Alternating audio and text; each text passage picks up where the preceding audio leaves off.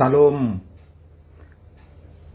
Pada saat ini kita mengucapkan terima kasih kepada Tuhan Yesus Kristus karena kita boleh bergabung dengan pelayanan Hudam Ministry pada pagi yang indah ini. Kita akan mendengar firman Tuhan yang diambil dari kitab Matius yang ke-13 pasal 13 ayatnya yang ke-9 yang berbunyi, saya akan baca ayat 9. Siapa bertelinga hendaklah ia mendengar. Tema sebelumnya kita sudah membahas siapa bertelinga hendak mendengar, itu akan kita bahas pada saat ini. Dan sebelumnya kita sudah membahas mendengar firman Tuhan dengan alat-alat organ tubuh, hati, dan pikiran. Pikiran sudah dibahas secara gamblang pada saat itu. Sekarang kita akan memasuki tema yang bertema ada pikiran dan perasaan Kristus. Sebelumnya diambil dari Filipi 2 ayat 5. Kini kita akan membahas organ tubuh lainnya, telinga. Pada waktu sebelumnya kita melihat organ tubuh hati, organ tubuh otak, dan kini kita akan melihat organ tubuh telinga sebagai alat pendengar. Telinga ini sangat dibutuhkan untuk mendengar karena Tuhan sudah menciptakan telinga adalah alat untuk mendengar suara. Kita melihat juga bahwa apa sebabnya Tuhan berbicara pada ayat 9 yang mengatakan bahwa siapa bertelinga hendaklah ia mendengar. Ayat ini sebelumnya sudah ada pendahuluan dengan perkataan perumpamaan tentang seorang penabung yang diambil dari pasal 13 ayat 4 sampai dengan 8. Saya akan membacakan ayat 4. Pada waktu ia menabur, sebagian benih itu jatuh ke pinggir jalan, lalu datang burung dan memakannya sampai habis. Sebagian jatuh di tanah yang berbatu-batu, yang tidak banyak tanahnya. Lalu benih itu pun segera tumbuh karena tanahnya tipis. Tetapi sesudah matahari terbit, layulah ia dan menjadi kering karena tidak berakar. Sebagian lagi jatuh di tengah semak duri, lalu makin besarlah semak itu dan menghimpitnya sampai mati. Ayatnya yang ke-8. Dan sebagian jatuh di tanah yang baik, lalu berbuah, ada yang 100 kali lipat, dan ada yang 60 kali lipat, ada yang 30 kali lipat. Kemudian muncullah perkataan Yesus yang mengatakan, siapa bertelinga hendaklah ia mendengar. Dari perkataan Tuhan Yesus ini, maka di dalam mendengar firman Tuhan, kita harus melihat bahwa alat tubuh kita, telinga, sangat dibutuhkan di dalam pendengaran firman Tuhan. Tanah yang di pinggir jalan itu prosesnya mendengar firman Tuhan tapi tidak masuk dalam pikiran dan hati. Jadi dalam pendengaran kadang-kadang dikatakan orang mendengar telinga kanan, keluar kepada telinga kiri. Ini masih baik karena ada proses. Masuknya apa yang didengar ke dalam tubuh. Tetapi ada juga yang masuk telinga kanan terus keluar. Ini berarti tidak ada proses pendengaran itu masuk ke dalam tubuh.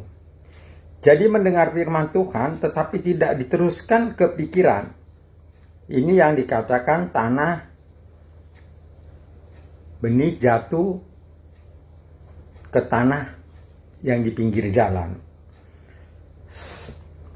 Kalau kita mendengar tetapi tidak dimasukkan kepada pikiran kita, yaitu pikiran sadar dan pikiran di bawah sadar, itu tidak terproses dengan baik, sehingga tidak berproses dan tidak diteruskan kepada hati.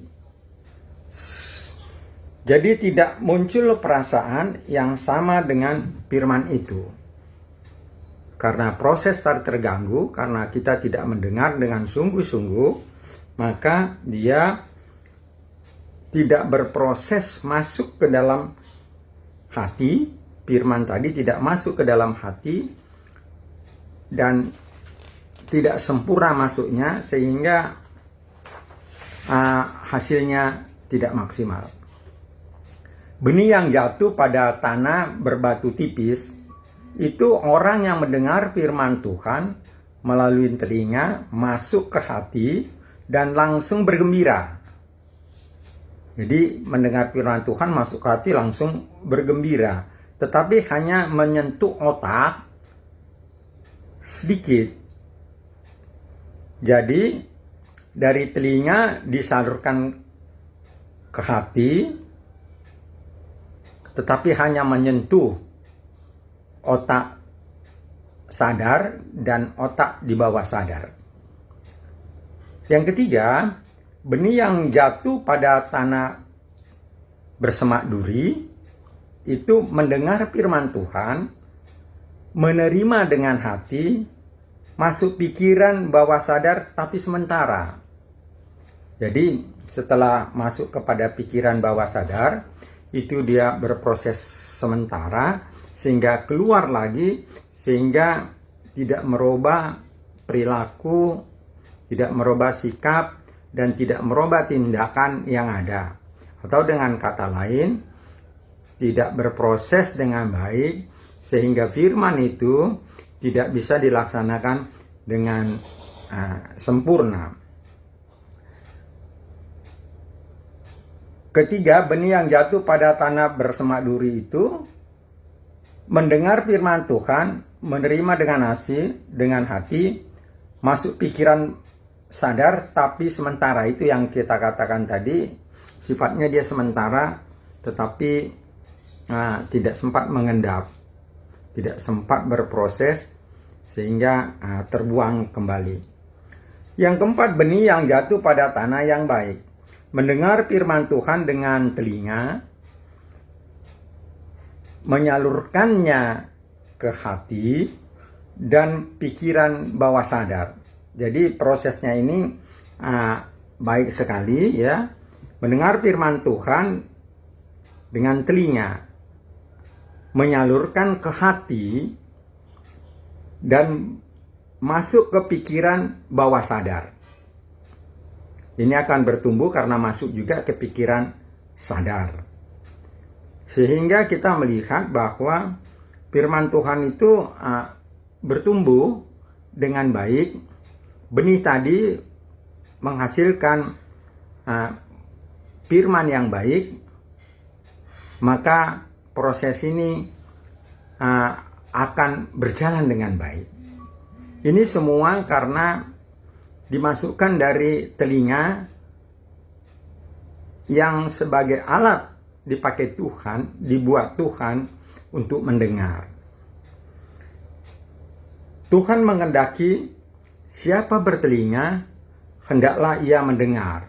Maksudnya mendengar dengan baik, memasukkannya ke hati, dan memasukkannya kepada pikiran, otak, lalu diproses, bisa masuk ke pikiran di bawah sadar dan juga pikiran sadar. Sehingga pendengaran tadi, telinga tadi memproses suara masuk kepada hati dan otak. Dia akan berbuah, bertumbuh, benih ini akan tumbuh dengan baik, firman ini akan tumbuh berakar di dalam Tuhan dan akan menghasilkan perilaku, tindakan kita yang sesuai dengan firman Tuhan. Sehingga sikap kita, attitude test kita, attitude keadaan kita itu akan menjadi tumbuh baik, berproses. Jadi dikehendakin setelah kita mendengar firman Tuhan, kita harus salurkan kepada otak dan salurkan kepada hati. Maka ia akan bereaksi, berperilaku, bersikap sesuai dengan apa yang didengar. Kata orang lain, persepsi yang masuk akan keluar merupakan suatu tindakan sikap kita sesuai dengan apa yang masuk, apa yang kita dengar dengan baik tadi, dan diproses dengan baik oleh hati dan pikiran, maka sikap kita adalah sikap sama dengan apa yang kita dengar.